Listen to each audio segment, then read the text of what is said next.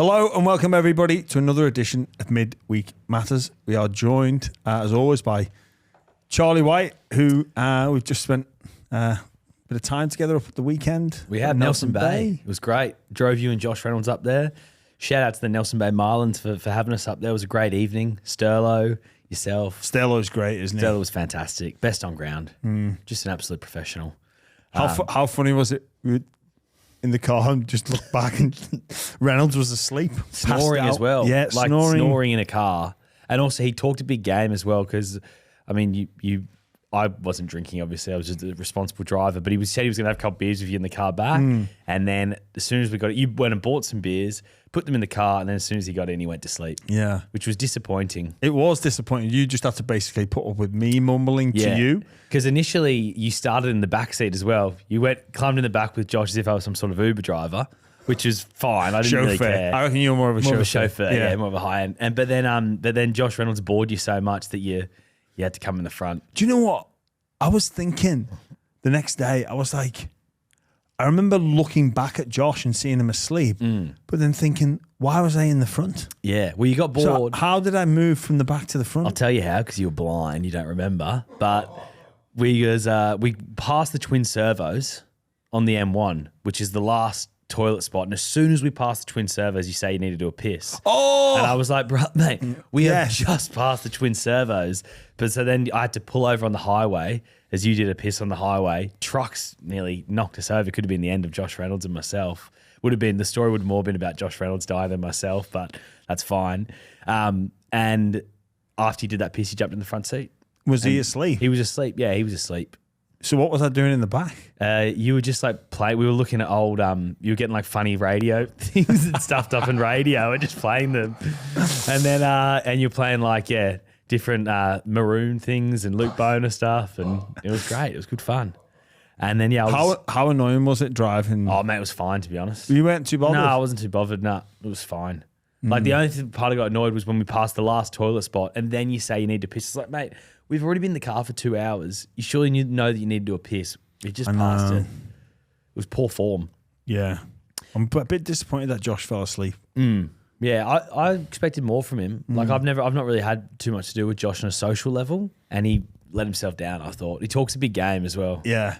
And he let himself down. But just quietly as well. You said you weren't drinking. You did have one or two. Yeah. And you got ID'd as well and you were rattled. I did get ID'd. As we entered the place as well. But yeah, that's fine. You know, it's you were trying to oh no, it's a compliment. It's a compliment. Well, it is a compliment. If it is. It is not, a compliment. Not at 29. No. Well, I think it's a compliment at like 22, 23. But I think at 29. Well, mate, when I was 23, I was ID'd everywhere. Yeah. I was ID'd going to libraries at 23. I think at 29, it's a bit like, ooh, I need to do something about this. No. There's no need. Because, mate, it just basically means like when I'm 35, I'm going to look younger. So you want to look younger. I remember I looked very young as a kid and it worried me. Because you were a kid. But you looked young as a kid. Always looked young for my age. Yeah. But when you get older, you realize how good is it looking young for your age? Well, see, I think that's... I'm all for you being positive and taking the positive route. And there's pros and cons. But I think it's a genuine worry. You know, like there's like Ashley and Martin for people on like other hair services. I reckon there's a market there where people like you need to look older and like they help you grow like a proper beard, put a few like lines in your face, like age appropriation. Yeah, I think you definitely need some Botox or something. You probably need the reverse because your head, I think you're just jealous of my young, youthful face. Despite being 29, when you were 29, you probably looked weathered. Yeah. Oh, yeah. You might even look less weathered now. Have you had some work done? No, I haven't. Have you not? No, I was going to get these scars sorted out, but a bit of Botox. I was thinking about it, but then decided against it. Okay, all right, interesting. Grayson Waller's had another shot at you as well, by the way. Yeah, what did he say? He just said, talking about me again, trying to get some clout or something like that. I'll get the exact quote. I butchered that, but yeah, he's had another crack at you, Jimmy. Has he? Yeah. You bothered? He clearly is. Ray gun. Jason. Hang on. Grayson Ray Gun Waller. He said, must be that time of the week Jimmy Graham needs to use my name for clout. Oh, hang on a minute. Who was it that started this? Yeah, it might have been him. I think it was him. I think it was you, Grayson Reagan. He is about as good as Reagan. I've watched some of his stuff. Yeah. Like, Reagan's come back from the Olympics and she's still not the worst Aussie overseas. Yeah. Like, that is some... Like, she can't even get that title because Grayson's got it. Yeah. It's unfortunate for him, isn't it, really? It is. It is very unfortunate for him. Because he's... I think what he realises, he's shitting himself because he's met his match. Yeah. And I'm not just going to fire back and be like, oh, let's go. See, he called me dumb being like low IQ groups, but I think I've outwitted him a little bit. I don't think he likes it. No. Yeah. There's a few little murmurs that he might be coming back to Australia later in the year. And if we can get the two of you to meet up in some sort of maybe even you two have a wrestle, who knows? That's what I would love to see happen. Or a boxing match. Oh, no, you don't. No boxing? No boxing. No way. No. There's potential, isn't there? Yeah. We've been speaking with PW Ray. Yeah. We'll see what happens. Just on Ray Gun as well. Oh, it's pathetic the amount of support she's getting now, isn't it? Like, everyone bagged her. She was terrible. And now everyone's like, oh, you can't, so mean. Be nice to her. You know, her husband was one of the judges that put her in this Olympics team. Have you seen that online? No, I didn't know that. Well, that's crazy. You know what? Like, Dan Gane brought it up, and I've looked a little bit into it about how this could be part of a thesis about like an experiment almost to sort of dismantle the hierarchies of breaking. One, breaking isn't a sport. It doesn't belong at the Olympics. And you put yourself in the public domain, you're not immune from criticism. No. And the Olympics is about, like, it's a slap in the face to all those athletes that have dedicated themselves for years and years. I saw this brilliant montage that the BBC put together, actually. I actually posted it on my LinkedIn. It actually made me tear up. And it's got like it's got like footage of like the athletes when they're younger, and then them winning, and like tears of achievement, and then tears. Some people like lying there, tears of like missing out, and people dedicate their whole lives and their family along, and they had some of the parents there like saying how proud they were that the kids are an Olympian, and it was so moving. And you got those people doing that, the tears of achievement, the tears of joy, the tears of almost getting there, the tears of failure. And then you've got people giving this Reagan person credit. It's a massive slap in the face to any athlete that is dedicated, and their families and their loved ones, all that time. Yeah. Like, I'm not saying that Reagan's not been dedicated to her craft, but... Well, I think you can say that. She was hopping around like a kangaroo. It was embarrassing. In all honesty, it was like the kind of thing that you or I could jump up and do something at that level. It was David Brent-esque. It was. Both dances. But like, you know, when she's getting judged, it would have been David Brent should have come in and be like, both excellent dances. Both excellent dances. You know, hers was impromptu in a way, and she was wearing a uniform. So, you know, leave me out of it. So, yes. It was bloody dreadful. Yeah. Have you got a Rockbuster for us? I do, Charlie. I do. So... Justin Olam, it was last week as well. Yes, do you want to explain why? Well, this I've got a bit of beef. So I've looked on the comments on YouTube, and some people, I think the first person got Justin Olam, but not incorrectly. So, how did I phrase it? I said, I've literally just got home. I think about what meat I'm going to have. I decide with the youngest. So just in, as in I've just got home, in, I'm thinking about it. Oh, lamb. Yeah. So, just in, oh, lamb. Not just in, oh, ham or something. Like, yeah, that was one person. I saw that comment. That wasn't the person who won it, though. Oh, right. The person who won it got in before that and had the correct reasoning. But yeah. But it Yeah, was a so- good one. But you had done it before. Had I? You had done it before. Because when we got off air and spoke about it, I remembered it. Yeah. Yeah, we had done it before. Yeah. So what do you well, got this week then? I don't know if I've done this. Well, I don't think I've done this one. Yeah. But we've come a long way. Okay. This God Squadder should be talking like this. What's a God Squatter? A happy clapper. Just No. wait. This God Squadder should be talking like this. James Dooney. Dewey Hoffy buy round. Dewey Hoffy beers. Dewey Hoffy NRL. You just ruined this segment for everyone at What? home. Well, Just go with that. Can you start from the top with that again? this God Squadder should be talking like this. James Dewey. Dewey Hoffy buy round. Dewey Hoffy beers. Dewey Hoffy NRL. That's it. Yeah, Tony, go. He got it. Oh, well done. I do not understand that at all.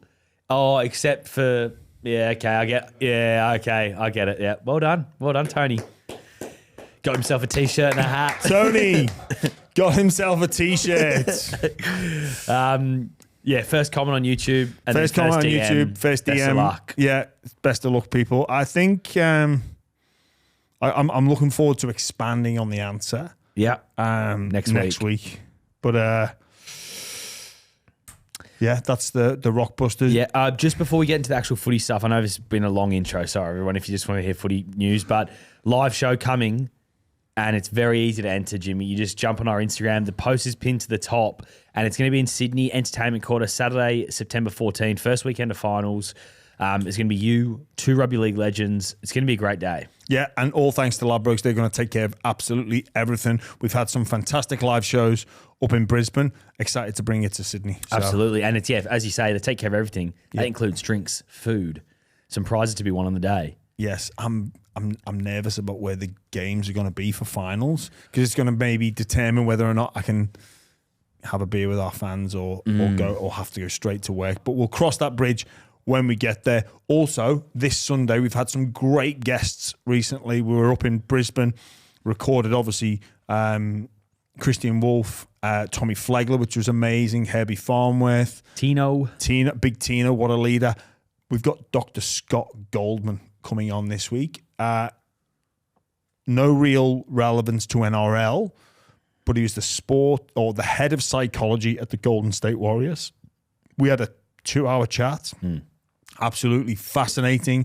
I bounced some ideas off him. So about some thoughts around coaching and environment. It's I really enjoyed it, and I know you and Tony did as well. Yeah, So it was a great chat. I mean, I think it's a sports psychologist to the stars. I mean, I don't think there's been many. He hasn't done many podcasts himself. He's been obviously the Golden State Warriors got guys like Steph Curry, Kevin Durant, who have played there during his time where he's been there, and it's super interesting to get inside the mind of a sports psychologist because it's a very important part of sport now. I mean, most players sit down with a sports psychologist these days, don't they? yeah, well, it's a way to get an edge. Yeah. An edge in your opponent. The mental side of the game is hugely important. And the mental, almost speaking to him, it's fascinating the conversation with the coaches and the front of office and owner staff as well was absolutely brilliant. I loved my chat with him, and I'm sure the listeners will as well. But we'll crack on with the news. We will, Charlie? Jimmy. Obviously, Latrell Mitchell's in the headlines at the moment. The alleged white powder photo. Nobody knows exactly what was happening there. It's all obviously alleged at this stage, and it's the leaked picture. It came out Monday. Interesting with that leaked picture. So I was doing a podcast on Monday at Triple M, and one of the hosts is a TV journalist, and we finished the podcast. And after we finished the podcast, they got a call from their boss basically saying that someone's trying to sell us a picture of Latrell Mitchell with white powder, doing a line of white powder. So someone has taken that picture and they were trying to sell it to the media. I think then Buzz Rothford managed to get his hands on it before it was sold to anyone. But that is where it came from initially. And Mitchell Pearce has hammered the person who was trying to sell that photo. He obviously had his in situation, and it is illegal to take pictures of someone without them knowing about it as well. Is that to film someone in a private space? In a private space? Yeah. Without the consent, yeah. So in terms of, they've committed like not, like we'll talk about Latrell, but the person that's taking the photo. I don't understand why anyone would do that. Well, they were obviously looking for a financial windfall. Yeah. Like that's what it seems to be in this situation. Okay, well, someone's taking advantage of an opportunity that's arisen. Like they're back at a hotel room, a house, whatever. But to take a photo, I don't know what you gain by doing that. And then if you don't sell it, like, I don't know. Yeah, like it could be some loser trying to seem cool to their friends or something. They think it's cool. Look, there's some, I don't know. What? It's clearly not one of his friends, is it? No. Your mates wouldn't do that. You got some bad mates. You'd hope not anyway. Yeah. But I don't know. It's funny, some of the commentary around it, like, Latrell shouldn't be out partying while he's injured. He shouldn't be drinking while he's injured.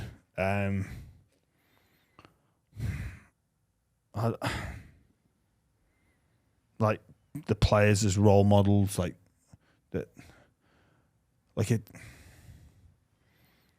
I don't know. For me, what do you think, Charlie? Mate, it's a tough one. It's not the crime of the century, is it? I mean, it's not saying this is cocaine, but cocaine is everywhere in society. It's always, you see people at pubs, parties, it's everywhere. I think I read online today that 56 tons of cocaine is consumed by Australia a year. That's not a sports issue. It's not an athlete's issue. That's an issue that is that shows if there's that much drugs being taken. It's something that is prevalent all throughout society, all different levels of society. He's a young guy. He may have made a mistake. I think the NRL now has had, at one point, this would have been, sometimes you get suspended for 10, 12 weeks, something like this. You saw the Val Holmes thing last year. That's probably where his punishment he got and Mitch Kenny got, which I think was a couple of weeks each of them, a few weeks. You probably Latrell's looking at a similar punishment, I think. And I think that's probably fair. 3-4 weeks, that's all it really needs to be.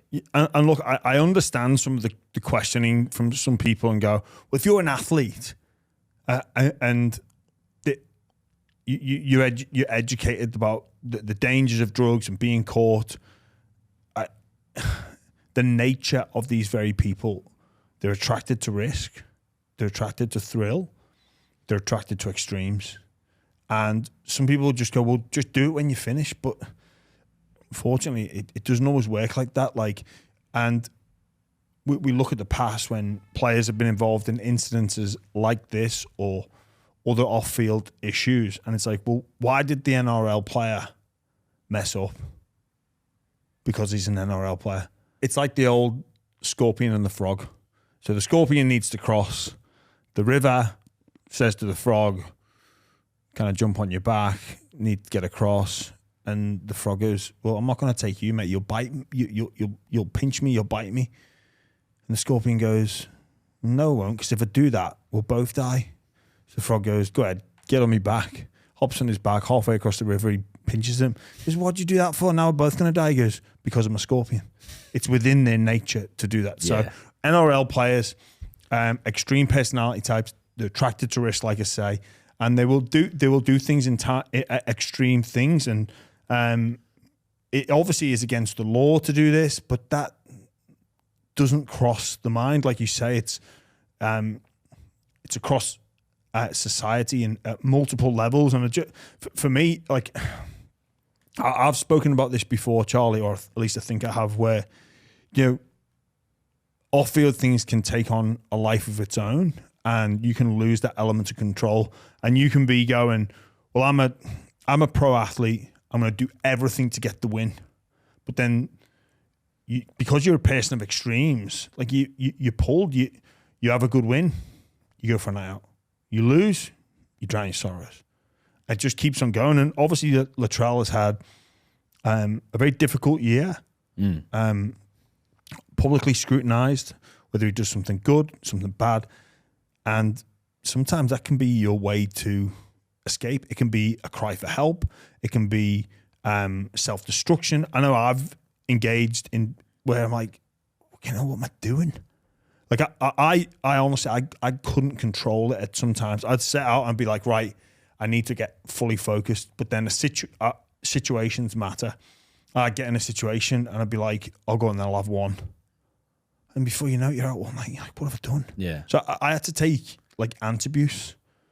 What's Antabuse? It's like a tablet. So I wanted to stop drinking. I Yep.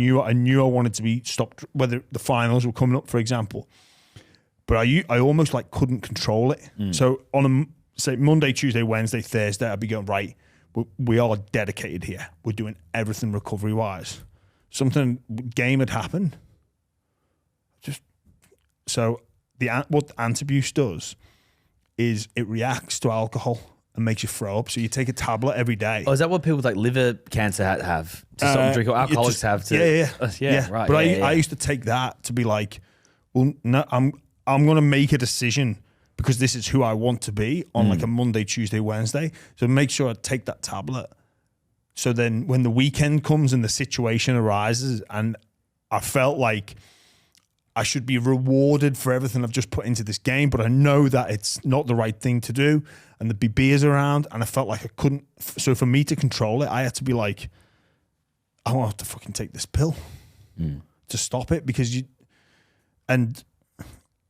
that sometimes, like some players, honestly, they have everything to lose and nothing to gain by engaging in this behavior and they still can't help themselves. Like some players I've seen, they need like a 24-hour personal minder, but they still wouldn't listen anyway. Yeah. Like it's probably more about the psychology because they're doing the wrong thing, but it's all there's a deeper reason here as to why people engage in this sort of behavior when, like I say, you risk everything. But again, because you're a person of extreme, you don't want to be in the middle. You either want to have it all or nothing at all. Yeah. And it's weird in that psyche. Actually, I would have loved to have spoke to Dr. Goldman about this, about some people either want it all or nothing. It's being middle ground being middle ground for some people, some personality types is some investment people, some get like gamblers. They just want they want it all. Yeah. They want to be a billionaire, or they want to be on the street. They won't accept middle ground. That's what I do disagree with you a little bit on this in terms of I don't actually think this is such an extreme thing that Latrell Mitchell has done, or not done. We don't. Again, it's all alleged. Yeah, but it's something that's prevalent in society everywhere. Like he's a very young guy. And I had this conversation with a friend of mine recently who is not a professional athlete. And they were sort of like it was a situation similar to this, being like, how could an athlete do that when they're getting paid all this money? I'm like, mate, you're one of the biggest rat bags I know. If you were getting paid $1 million a year, you think you would be different to who you are now. You are who you are, and you would still be doing the same stuff if you were in that position. Everything like becomes normal after a while. What you're getting paid doesn't really come into your mind, or the situation you're in when you're out on a night out and you've had a few drinks and then things can escalate. I don't think this is the biggest, most extreme thing in the world. And I don't think the NRL will view it as that. Obviously, he's had a tough year, Latrell. He's had a few different indiscretions through the year. The Triple M interview he got a lot of flack for. He had obviously Origin, he brained it. It's been a bit of a roller coaster year for him, but it's not the crime of the century. For me, it's about trying to educate people and give a level of understanding about why someone would behave that way. Because I know there are a lot of people out there that go, how could you do that? Like, surely being an NRL player is such a privilege. You wouldn't engage in such dangerous behavior or behavior that could potentially lose everything, you know? Like, why would you do that? People don't get it. Like, but then back to your point about drugs in society, I can remember the Ben Barber incident in 2016 after they won the grand final. And news had just broke of that. I remember listening to Triple M on the radio and Eric Clapton's song Cocaine came on in the middle of the day. And I was like, isn't that interesting? Yeah. Like, and even I've said this before about society, right? We watch Wolf of Wall Street, and we go, "Oh, how good's that? Look at this alcoholic druggo." That's it's so funny. He robbed working class people Yeah. to fund this lifestyle, and we laugh and we joke. And I think that the guy now is actually a public speaker. It's like he fucking rob people, rob everyday working class people, not rich people, everyday working class people. That made a movie about all the drugs that he took, or everything that he did. So we put him on a pedestal and go, "Oh, this is great." An athlete does it. Ooh. Yeah. Oh, he's a role model. She's a role model. Yeah. It's like, no, have your stance. You're either totally against it, which some people obviously are, but then you can't pick and choose. You can't say, "I'm going to put this thief because they made a movie about him on a pedestal." Like, it's bullshit. And that's why the media with stuff like this needs to be careful on how they report. Because, I mean, you saw the Kookaburras guy over in Paris. He was trying to buy cocaine. He got arrested. He's not even been charged by police. He got like a warning. And all the back pages was Kookaburras this, like disgrace. I saw Channel 10 had popped up something and they called him a disgraced Olympian. We just got to be careful how we do it. He had a press conference as if he'd murdered someone, and he was talking about, it's like, just let's be honest about drugs in society. They are everywhere, and let's not bring out the pitchforks when someone does something wrong. They are illegal. They are, of course, they're illegal. Of course, they're illegal. And Latrell Mitchell will get a suspension for this. Obviously, it's all allegations. But even if it's like they don't prove that that's drugs or not. Like, he'll get a similar situation to Mitch Kenny and Valentine Holmes, which they most likely. They have photographs of. There's no actual evidence of him doing anything. He's leaning over a table. It's not. Yeah, it's going to be a few weeks for him, and let's treat it like that. Yeah, fair enough. Yeah. Another player's copped a few weeks. Kyle Flanagan. He's got 4 weeks for biting. He left the judiciary Tuesday night, and he's vehemently denying he had any wrongdoing at all. But he's not going to be back until finals for the Dragons. Probably in reflection, a fair enough suspension. Obviously, I've been in that situation before. It's a shit feeling. Yeah, but the Dragons now, obviously with 4 weeks left to go, like, how much of a toll is this going to take? And for me, Kyle's done really well, but he's not one of those players at the Dragons at the moment that's like, oh, they can't win without him, or he's such an integral part of the team. I imagine Marsky will come in at 5'8", maybe Jack Bird. There is talk of Jack Bird. Your man Jeremy Lattimore was in here before, and he was saying looking like Jack Bird might get that spot. Yeah, well, it's a handy replacement. So it's probably more, what's this done to Shane as a coach and as a father? Because it will have affected him. And obviously the commentary around his son at the moment, that would affect him, because like, this doesn't make him a bad person. But again, not too dissimilar to the Kookaburras incident. It's like, well, hang on, you're looking at reputation over character. And obviously Shane knows his son would be stand up for him in almost any situation. And how much is this going to distract Flanagan? He's done an amazing job down there at the Dragons. Amazing. Like, far exceeded anybody's expectations for season 2024. And now coming to the business end where they've got an opportunity, it'll be a big test for him. Big test. It's their run home is they got Titans obviously this weekend, Sunday at the Gong. They get the win there. That's a big game for them, because the Dolphins are going to play against the Doggies. In all likelihood, the Dogs are big favourites going into that. They can sort of that 8 spot, the way it's looking, I reckon the Dragons would still be favourites even without Kyle Flanagan. Is that right? At the moment, I've just got an eye on the Knights. Yeah, their run home's very good. Yeah, the Knights. Yeah, that's where my. I don't know if I trust them enough. They've got a big game against the Sharks this weekend. Yep. If they can win that, I'll back them. Because after that, they got the Bunnies, the Titans, and the Dolphins. Yeah. So they'll get to 13 if they win all of those. Yeah. But the 12 might be enough, obviously. Yeah, and well, it's all big ifs, isn't it? It's all big ifs at the moment. And the Dragons have got the points.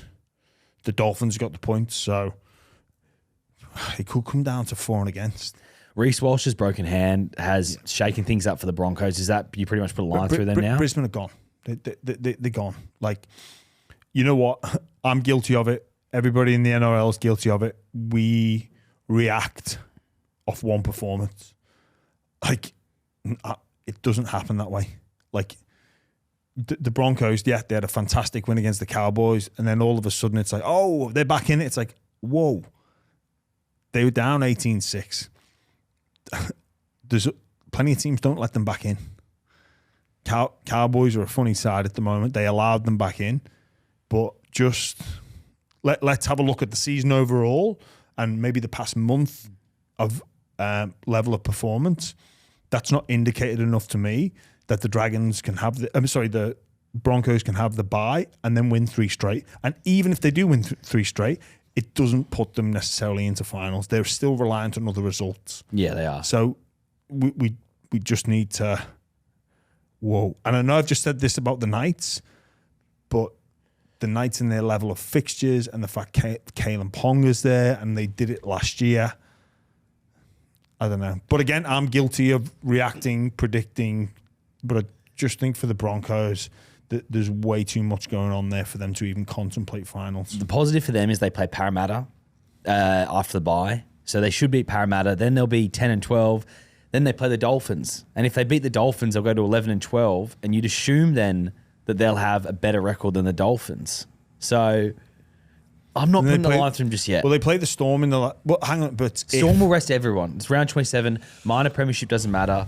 Like, I don't think the Storm are going to go hard against that Broncos game. Also, especially, I think if you remember 12 months ago, Ryan Pappenhausen played in the same fixture last year and broke his leg. Or was that week 1 of finals? I think that was week 1 of finals. That was week 1 of finals, yeah. Wasn't it? Yep. Yeah. But no, I think the Storm will rest. And it doesn't necessarily mean the Broncos will beat them. But I don't put a line for the Broncos just yet. I wouldn't be so sure on this. Not interested in minor premiership. Because if you win the minor if you don't win the minor premiership, you're playing Roosters week 1. Okay, yeah. Do you know what I mean? Like, I do, yeah. That's I hadn't more, thought about for that. me, that's more of a prize than the minor premiership. Yeah. You get to avoid the Roosters and you avoid that side of the draw. The only thing I would say is I reckon the Storm, very confident against the Roosters. They have had their number for the last few years. Yeah, I know, but to be fair though, the minor premiers could face the Dogs, which I think would be. I don't know if the Dogs can actually catch Cronulla yet. Like, Cronulla might just jag their way to top 4 because I think they're 2 in front and they've got a superior points difference. So the Dogs would have to win 2 more games. 2 more games currently than the Sharks. I don't know if there's enough time for that to happen. Yeah. But I think let's assume the Sharks get 4th. I think you're booking yourself in for a week off at the moment. At the moment, Yeah. if you're Penrith or Melbourne, you go and give me the Sharks as opposed to playing the Roosters in round 1 of finals. Now, if you're Penrith and you finish top, you play the Sharks in week 1, you get the week off, and then you play the other to get into the final. Yeah, I think you'd be better on the other side. Yeah, definitely. Especially that week 1. Speaking of the Dragons, just before, Val Holmes, it looks like a done deal. Dragons Yes. 3-year deal, $2.5 million. He's had a tough couple of weeks defensively, Val Holmes. The Fatape got him a couple times, and then Stags got him a couple times as well. Just on Stags, he's off contract. He's November 1 guy. He's a free agent November 1. So not free agent, can sign with the club. He's got 1 more year to go. Yeah. Yeah. Mate, his stocks are rising. I did hear a little bit of mail that the Roosters are very interested in him. Everyone would be interested in him. Unless, probably, the Dogs wouldn't because they've got Crichton and Cherry. But, mate, The Dolphins, Herbie and Avarillo, the Dolphins were initially one of the clubs in for him, and they may still be in for him, but Jake Avarillo and Herbie Farnworth are doing a fantastic job. Herbie would be in there, but then you'd look at Avarillo and say, well, if Stags comes along, especially in 12 months' time, there'll be pretty much, well, you could say the same. You'd have maybe Stags over Avarillo Cherry. signed until the end of 26. Yeah, but mate, Stags' value and the interest in Stags now would be absolutely immense. He is playing out of his skin in a team that isn't playing well. Like, so he's proven he can do it despite the fact his team is underperforming. Like, what a player. Val Holmes, though, for me, I'm really interested to see where he fits in at the Dragons. Like, where does he play? What are you thinking? Wing or fullback or centre? It's a lot of money to play on the wing. We look at their centres this week. Moses Sully's obviously out with that MCL injury. Now, but you got Moses Sully on one side, and then the Fagai brothers have rolled through. I think Matt Fagai's playing in the centres. Although they're both playing the centres this week, I think. But Matt Fagai's mainly been the one at centre. I think centre and potentially, depending on how Sloan goes in the off season, that's the big play, isn't it? Or the potential big play. Sloan, for the past few seasons, the difference between his best and his worst is large. That is closed, but there's still some games where he'll do 10 out of 10 things and then he'll just let himself down a little bit in certain areas of the game. And obviously he's still learning his craft, and obviously Flanagan has moved him at different points out of the team. I think he came back in because of a HIA and did really well actually against Melbourne. So that there's always that, almost that sword of Damocles hanging over Sloan's head now that you've got Val in there. I think, probably centre would be the natural home, but I wouldn't be surprised to see him move into the number one. It's great for the Dragons anyway. They're recruiting these guys because one of the things that Wade Graham credits Shane Flanagan with when they won their premiership was every year he just added a couple players, knew what they needed and brought those guys in. These two players, Damien Cook and Valentine Holmes, two Australian representatives. They're gonna help the culture there. I think you spoke to them before as like low management guys. Is that what you describe them as? No drain on resources. So Cook and Val basically look after themselves, and coach and the staff will spend a little bit of time with them. But one of the great things experience buys you is not just what they produce on the field. You don't have to do that much actual coaching and educating. So Flanagan can spend more time with people like Sloan because he's not dealing with, say for example, a defensive structure. Val in the centres versus a young Fiai in the centres, you're going to have to spend more time with the Matt or Max on education about where you need to be, whether you're tucked, whether you all react. But with Val, and I know he's had his defensive issues recently, but in terms of slotting them into a system, what you expect of them, they take care of themselves. Like with Cook out of dummy half, you could say, well, Cookie's just going to run, or he's going to game, or we need you to pull back here, Cookie. We need you to get the ball to Ben Hunt. We understand all that. He doesn't get caught up in the emotion. So again, Flanagan and the staff can go work with the younger lads, exactly what he did at Cronulla, where you've got these experienced guys that drive the team culture, low, not such a drain on resources, and then you actually get to focus on these young guys, which can make the difference, or actually do make the difference. If you look back to that Cronulla team, heap of experience, look after themselves, work really hard, do a little bit of stuff around Mick and Townsend, but you educate the youngsters. Speaking of Townsend, drop for this weekend as well. Jake Clifford's in. Yeah. Ooh. So he's obviously leaving the club at the end of the year.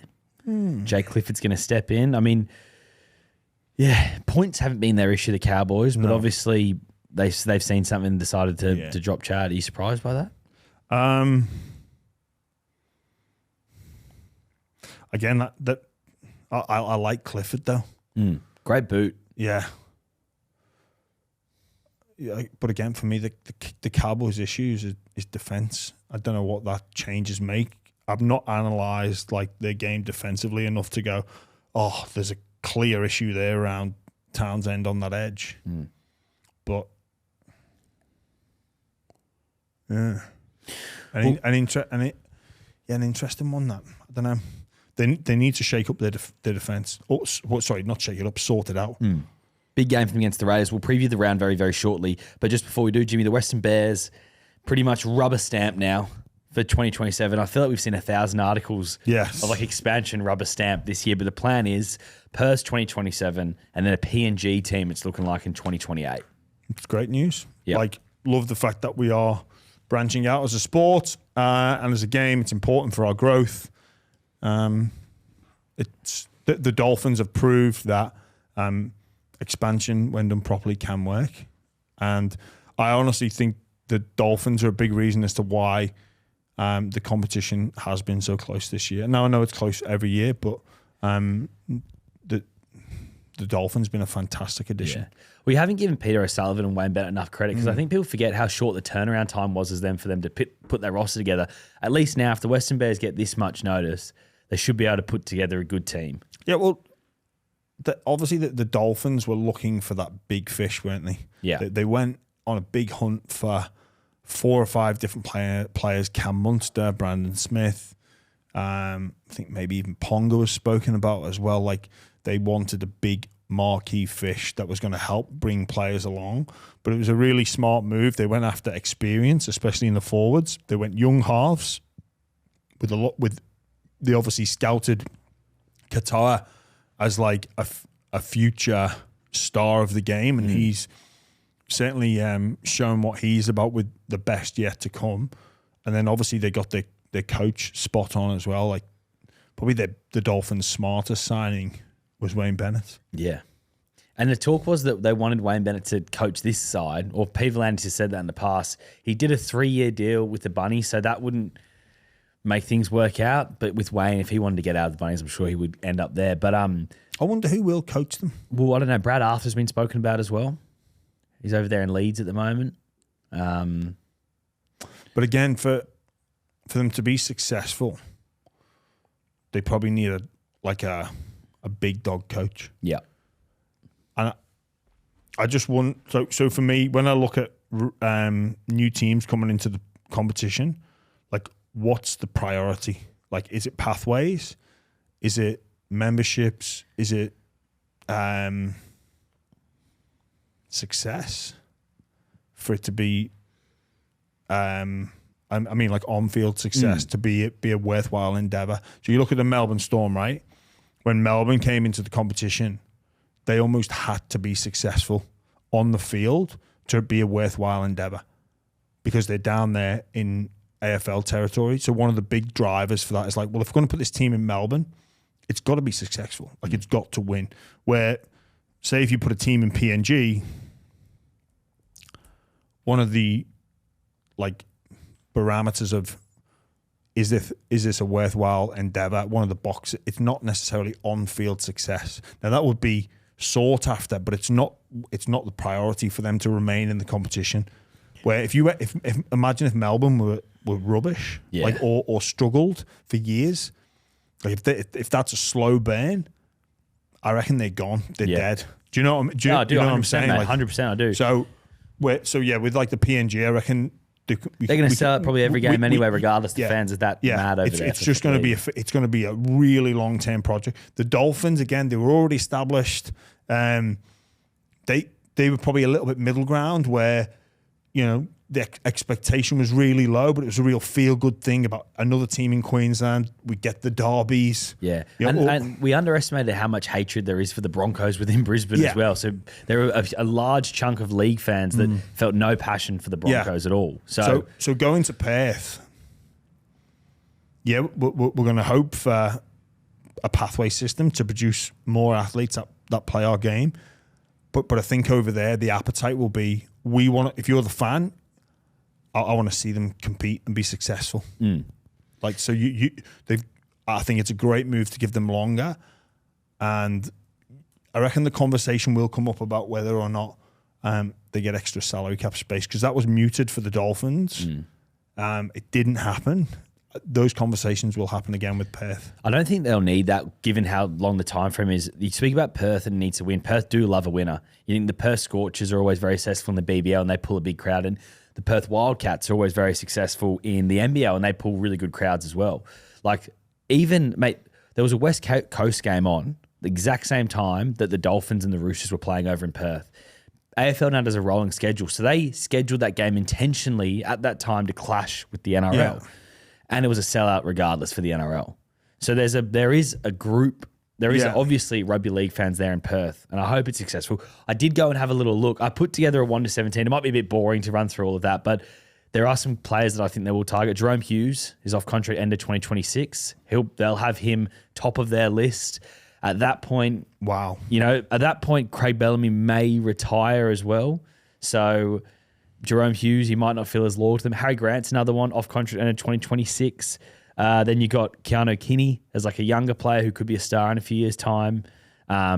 Junior Bolo, who'll be a bit older then. Carl Olapau, he's a young player at Dogs who hasn't been able to play this year due to the neck injuries he suffered. But he was touted as a star. He's off contract in 2026. There's a lot of guys there. Dave Fafita is another one. Siwa Wong from the Roosters. There's some interesting players they can go after. Jerome Hughes, you on? Jerome Hughes, yeah. He's the one to go. Yeah. He's the one to target. And like I reckon he could get Dally M this year. I reckon he'd be favourite. Oh, he must be a lock now for Dally M, Yeah. the way he's gone. Yeah, because Melbourne win. And when they win, it's usually because of him. Yeah, especially with the spine makeup where they had Papenhausen's missed a bunch of time, Munt's missed a bunch of time, Grant's missed some time during the Origin period. Like, you'd have to think Jerome Hughes has got that Dally M pretty much wrapped up. I reckon if you're Perth, as soon as they get locked, rubber stamped, you're having that conversation with them. $1.5 million a year. Well, how much? Yeah. By then, the salary cap will have gone up even more. They'd make him the highest paid player in the game, and then a shit ton of endorsement deals as well to be the face of the franchise. Yeah, expansion, very exciting time, Jimmy. I can't wait for it, but we've got to preview the round. Huge game Thursday night. Penrith Panthers against the Melbourne Storm. And guess what? Dylan Edwards and James Fisher-Harris are back. Yes, they are, Charlie. This one is really quite difficult to predict just based off what both teams have done in recent times. Fisher-Harris and Edwards being back is huge. Penrith weren't convincing against Para. They got back into the fight and won the contest eventually. But the Storm against Souths last week were diabolical, especially in that second half. Like, they scored and then they just slipped into gear. I wonder, right, you say about the Storm will rest players in round 27. I wonder if they've had a big block of training now, like these past couple of weeks. No, and the price you pay for doing those big blocks is that you suffer on the weekend in your level of performance. I wonder if they put a shitload of work into them these past 3 or 4 weeks so they can taper off and then peak at the finals. Like, so some teams, if you're in the position like Melbourne, they can do that. Yeah. I wonder if, because they look like they'd ran out of. Do you reckon we were at that game? Yeah. Do you reckon a little bit of that was down to the fact that there was literally 14 people in the whole stadium and it was like a COVID game? There was just no atmosphere at all. Yeah, and it was a Thursday, cold night. They knew they were going to pump them and they just weren't up for it. No. I reckon they looked a bit tired and fatigued. I wonder if they've put all that work in for them to peak in 4 weeks' time. They'll reap the reward later. So I'm going to go Penrith 13 plus in this game. Are you think you're going to hammer them? Yeah. Oh, wow. I'm going to go Penrith 13 plus. No Liam Martin, no Scott Sorensen. Yeah, I know they're a bit vulnerable on the edge. And obviously Nelson moved there last week. But Penrith defence, yeah, I'm going to go Penrith 13 plus Taruva anytime try score, same game multi. Oh, okay, I like it. I think the Panthers are going to win 4 comps in a row. Is it Panthers, Daylight, then second? Look, if you watch the competition at the moment, you could make a strong argument for that, but I don't think everyone's peaked. Like, I think the Roosters are yet to peak. I think the Storm are yet to peak. The Sharks definitely haven't peaked. And there's a team in that next block that I'm just simmering it down a little bit because I don't want to get too excited. The doggies. Just as a team that I don't want to get too excited about. The doggies. Just going to keep it low key. We'll see how they go. Friday night, though. Seagulls, Warriors. SJ's back. Manly are fighting for the top 4 spot. I don't know what it is, though. This just feels like a game. Thinking about Manly over the last couple of years, this feels like a game that they can easily lose and stuff up. Yeah, it is. Well, one of those teams outside the top 4, Manly at their best, can mix it with the best. Mate, they've beaten Penrith, they've beaten the Storm, they've beaten the Roosters. Yeah, they can.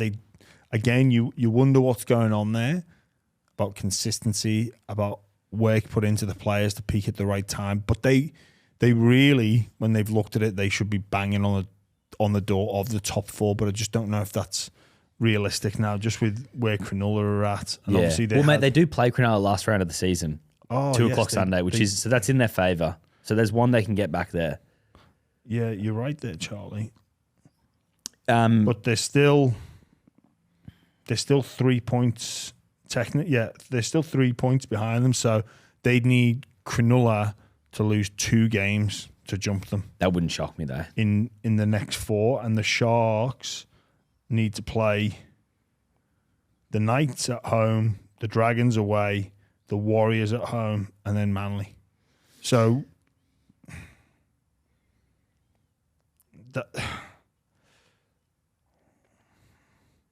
look, I've just been saying about how good the Knights could be. Huge game for them.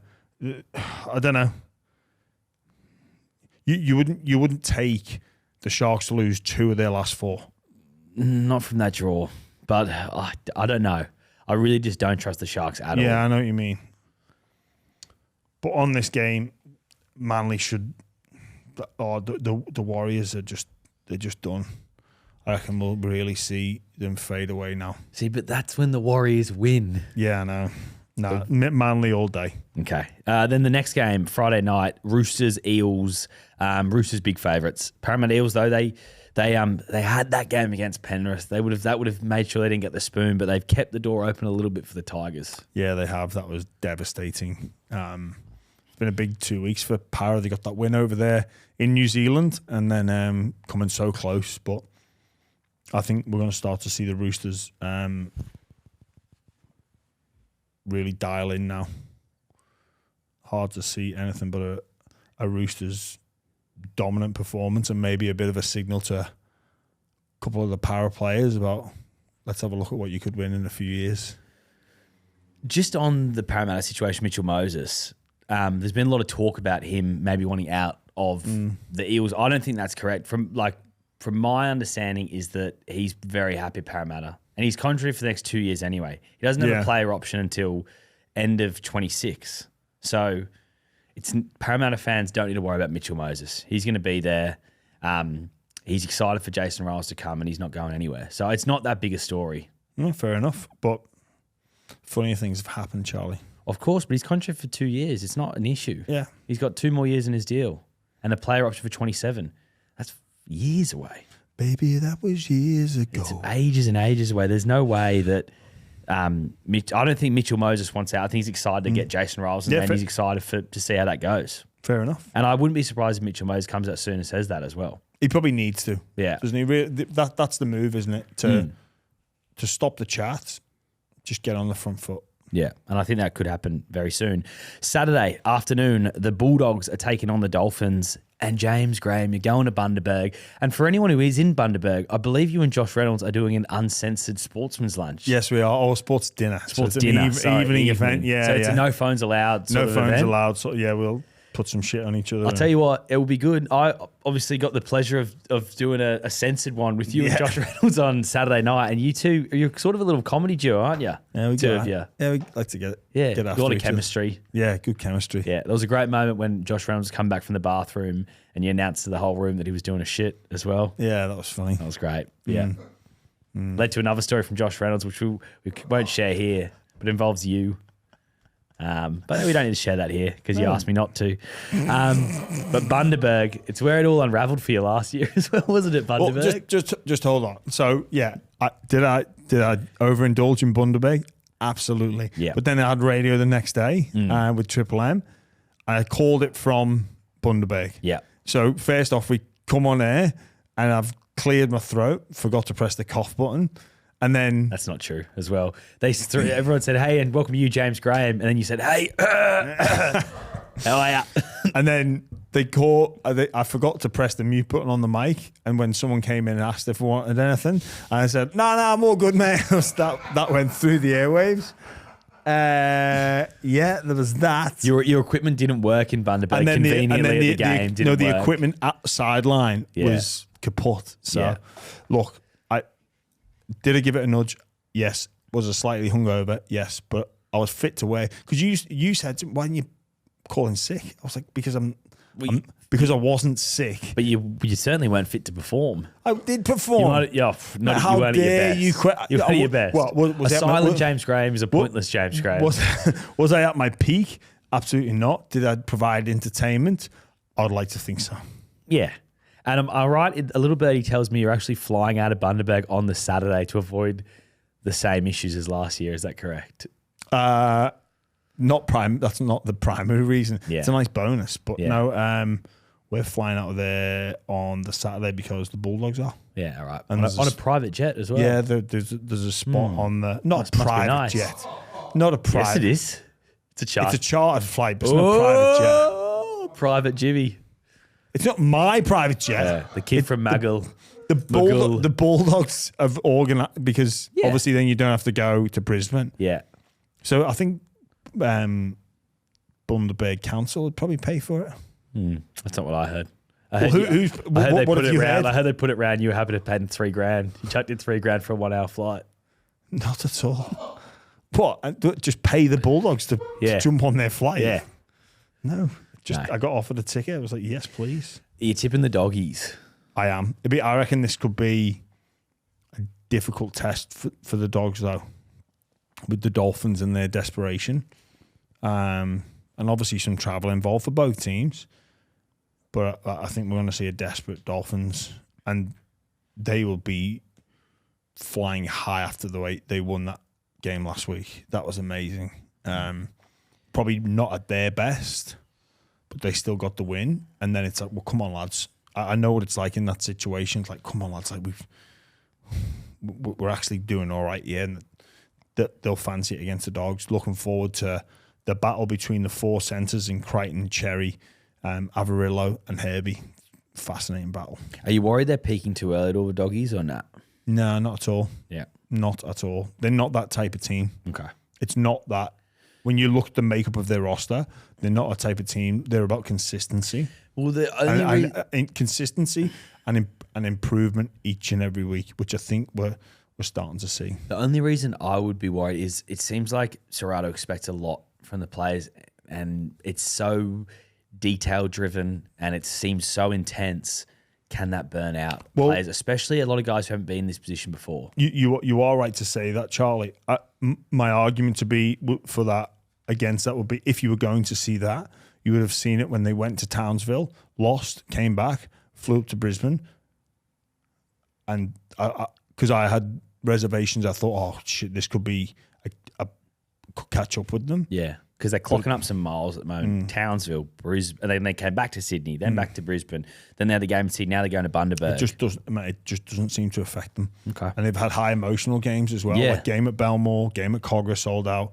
Like they've been some big games, but I just think they have a mindset where they just embrace it all and they just say, bring it on. The second game on Saturday, then the Cowboys against the Raiders. Mate, can't believe Smithy's played for the Raiders. That's disgraceful. Yeah, but I know what you're saying. Cowboys for me. Comfortably? Oh.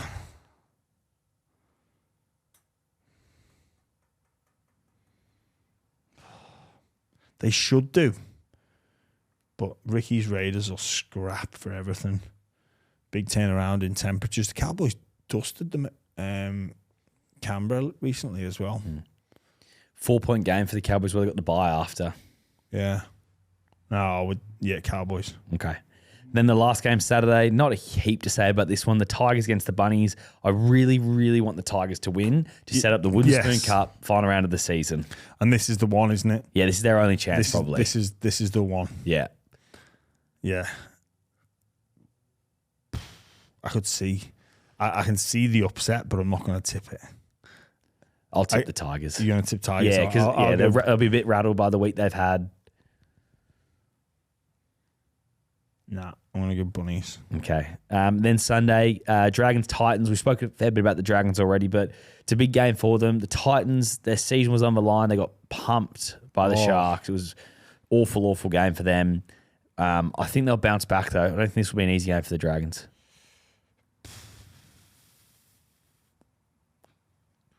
I don't know. The Titans were so disappointing. And again, we react. They were flying high. One bad performance, we all react. But I think the Dragons have just got too much to play for. But it's a dangerous team, the Titans. Like a very, very, very dangerous team. Well, they've just got so much firepower, don't they? I reckon that Dragons-Titans could be... I know, obviously, we're going to watch Melbourne against Penrith. And that's going to be entertaining in a different way. Dragons-Titans going up against each other is going to be... I reckon this has got the making of a really good game. And you've got the Dragons winning. Yes, I do. Final game of the round then, the Sharks against the Knights. Ladbrokes. The Sharks are $1.30 on Ladbrokes and the Knights are like $3.50. I'm going to be gobbling up the Knights. Gobbling that up. Gobble, gobble, gobble. $3.50. You gobble that is an amazing price. It is. Are the Knights Gamble missing anyone? Of course. The Knights are not their big dogs. Like they've got obviously they've got who's missing? Daniel Saifidi's out at the moment. But they've got. Do you know what? I'd love to know. Like, probably could find out. I'll ask Tommy Hackett one day. Like, so a game like this, how much are they reacting to last week's performance? Oh, massively. If the Sharks lost, Knights would probably be favourites, right? Yeah, and sorry, Daniel Saifidi is playing. It's Jacob Saifidi who's out at the moment, and obviously Jackson Hastings is playing reserve grade at the moment. That's a choice that they're making, though. Yeah, I wonder just how much the bookmakers react. And the Titans were terrible. Yeah, I don't think the Sharks were brilliant. I think the Titans were terrible.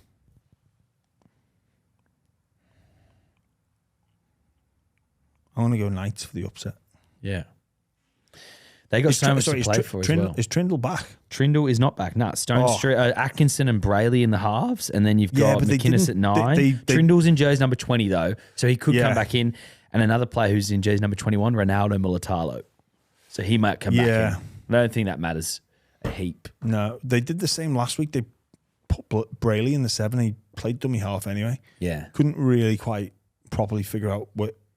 Like, if you look at their tries as well, it was very direct. And they changed their style, but... No, I'm going to go the Knights for the upset, mate. Cool. Nico shouldn't be far off as well. Seen him the other day, actually. He's hopeful. Yeah. That's probably us done then, Jimmy. Yeah. What was the Rockbuster again for everyone at home? Oh, yeah. Rockbuster is... this God squatter should be speaking like this.